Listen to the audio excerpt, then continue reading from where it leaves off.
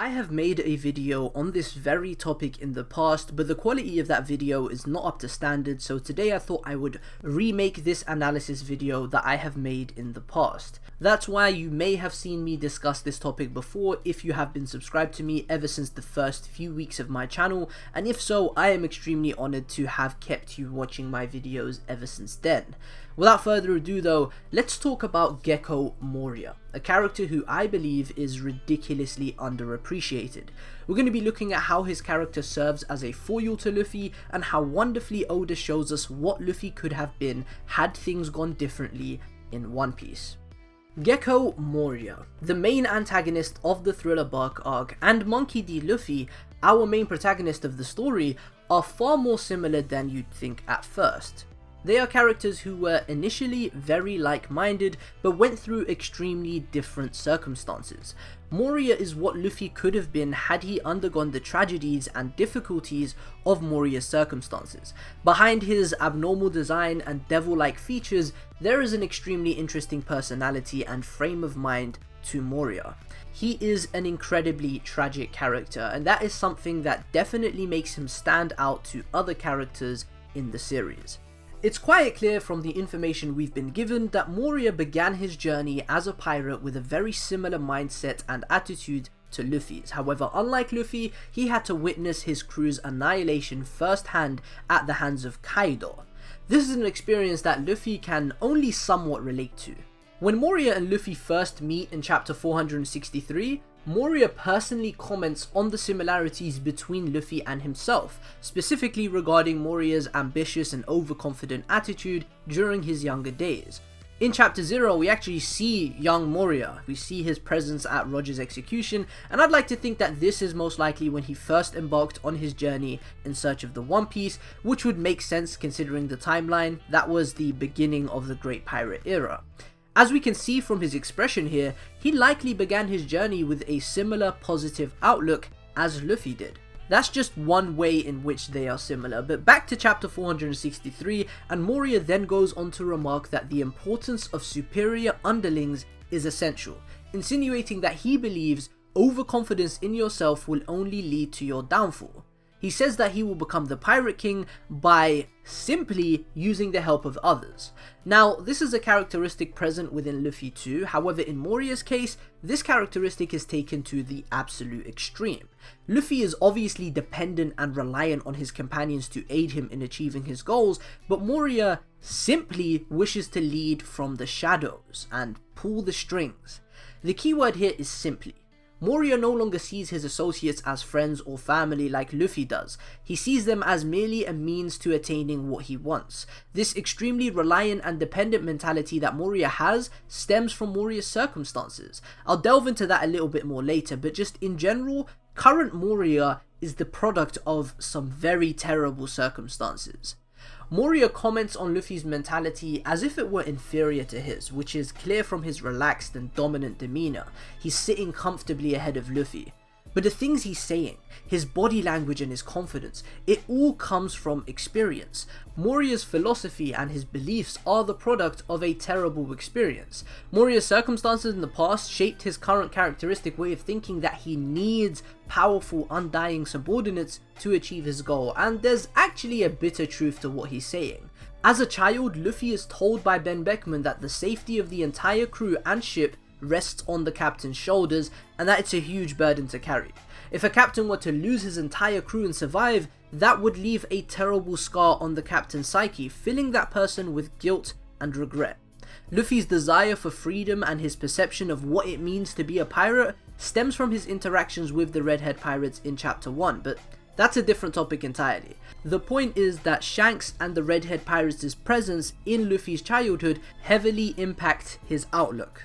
One of the first things Luffy says to Kobe is that he needs to get a crew, showing that Luffy knows the importance of having others to help him and that he can't do everything alone, which is quite similar to Moria. This is further proven in chapter 90 during Luffy's fight with Arlong when he begins swinging Yosaku and Johnny's swords.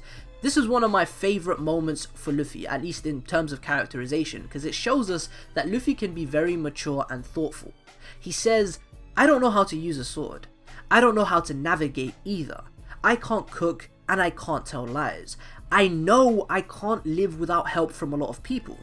Here Luffy goes through his entire crew's individual skill sets and acknowledges his need for each of them.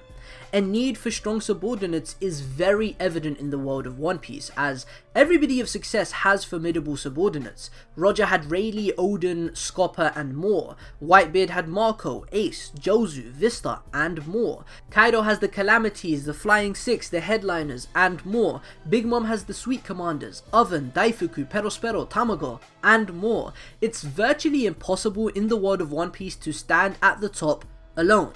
Unless you're Mihawk. Mihawk is built different, but yeah, the need for strong subordinates is something that both Luffy and Moria understand, but in Moria's case, it's to the paramount level where it makes him both inconsiderate and 100% dependent and reliant on underlings, and actually shows him to be quite lazy and unbothered at times. I mean this literally too. In Moria's initial introduction, chapter 449, he's fast asleep. Like, I'm talking knocked out, and that's not the main issue here. The main issue is that his zombie soldiers let us know that he has been out cold for 4 days straight. Aside from the occasional severing of shadows from a person, Moria barely does anything. All he really does is sleep and eat. I think it's genius how Moria made both Luffy and Moria eat a shit ton, but due to Moria's inactive and lazy nature, it has had a negative effect on his body. Even in real life, there's a clear link between lazy, gluttonous behavior and depression.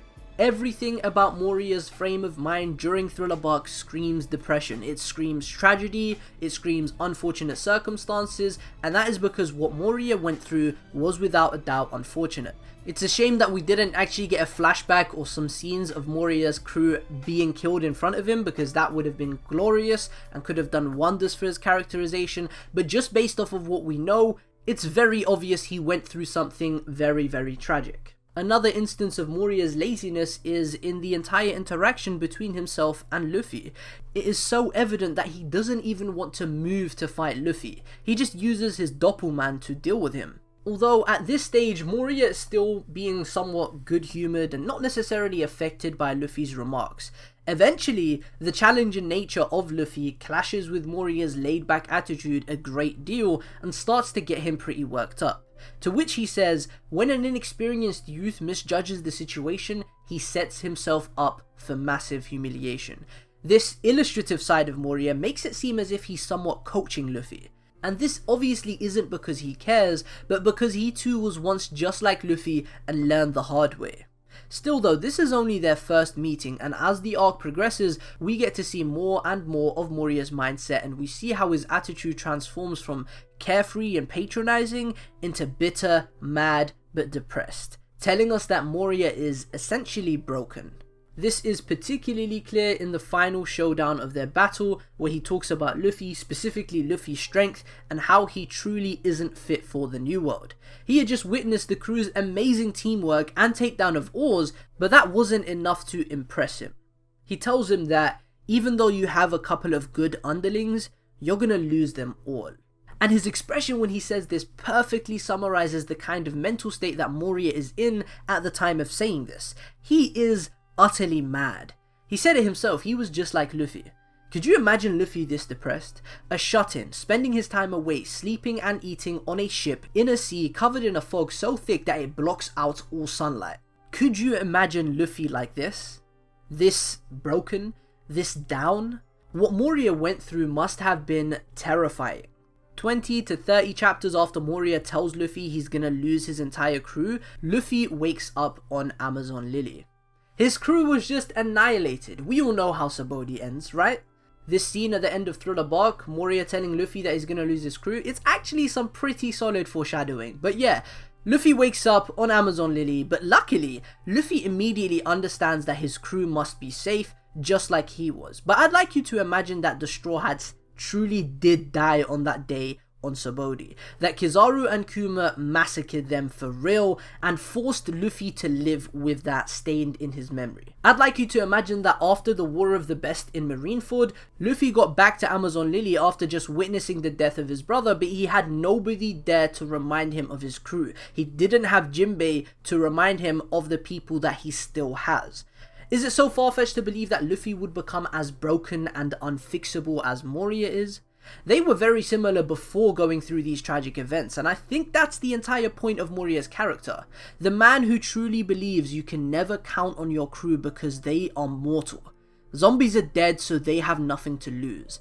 The loss of his crew has driven him into an immense state of guilt and fear. Moria is scared. Moria doesn't ever want to experience something like the destruction of his crew again. His fear is so clearly evident that he chooses to create an army of zombies rather than an actual crew of people. It's no secret that Moria was a loving captain. We see how Perona reacted to his apparent death. It's clear that she had love for him and that he was good to her. He probably has a sense of camaraderie at his core, and he's probably good to his associates. So for Moria to want to create a crew of zombies, he must never want to undergo what he went through again. Another cool similarity between Moria and Luffy is that they both take pride in piracy. Even at his maddest, Moria laughs at Lola and says, "You can't scare a true pirate with the threat of death." Just like Luffy, Moria is prepared to accept death at any given moment had it knocked on his door.